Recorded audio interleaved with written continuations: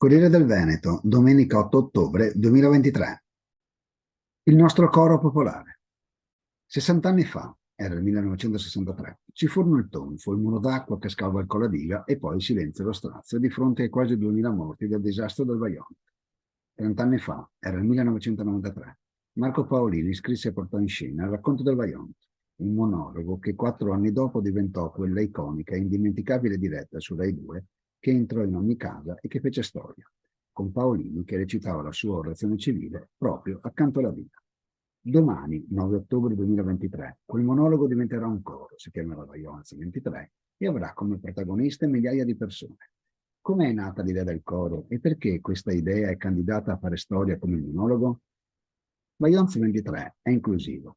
È un'iniziativa che a partire dalla rievocazione della tragedia del 1963 guarda al futuro e con il linguaggio teatrale si affianca a tutti gli altri progetti che promuovono il cambiamento culturale nell'ottica della sostenibilità ambientale e sociale. In Vajont 23 si possono rispecchiare tutte le persone e le comunità che hanno subito o che temono di subire catastrofi ambientali come conseguenza di comportamenti irresponsabili o azzardati. Tutti noi potremmo dire, mi riguarda, e quindi me ne occupo.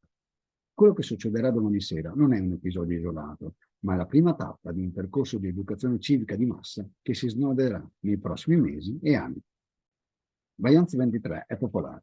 Il testo è rivisto da Marco Paolini, è liberamente scaricabile dal web, si presenta come azione corale di teatro civile e così sarà effettivamente.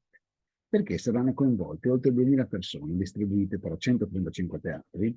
In Veneto, tra gli altri, ci sarà anche il Teatro Stabile del Veneto, sia con il Goldoni sia con il Verdi, 223 gruppi effettivi, dalle famiglie alle compagnie di amici, 118 letture di comunità, parrocchie, scuole, ospedali, case per anziani, circoli e così via. E, ne sono certo, ci sarà anche chi si muterà a leggere il testo in diretta sui principali social media.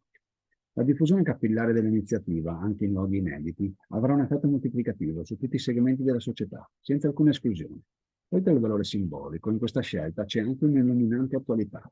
Se nel 1997 è stato strategico avere la diretta su Rai 2, perché eravamo tutti inchiodati alla poltrona e incollati alla televisione, adesso, per raggiungere in modo puntuale grandi masse, non c'è alternativa ad azioni multicanali. Vajont 23 è sostenibile.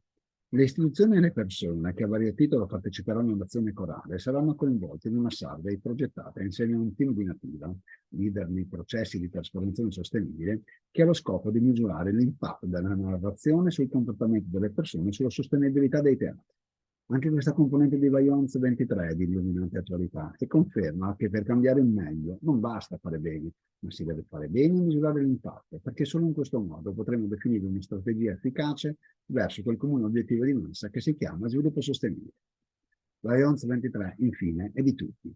In linea con le caratteristiche indicate sopra, è stata avviata una politica di crowdfunding che mette ogni singola persona nelle condizioni di poter girare a testa alta e dire io c'ero, ho fatto la mia parte in base alle mie possibilità.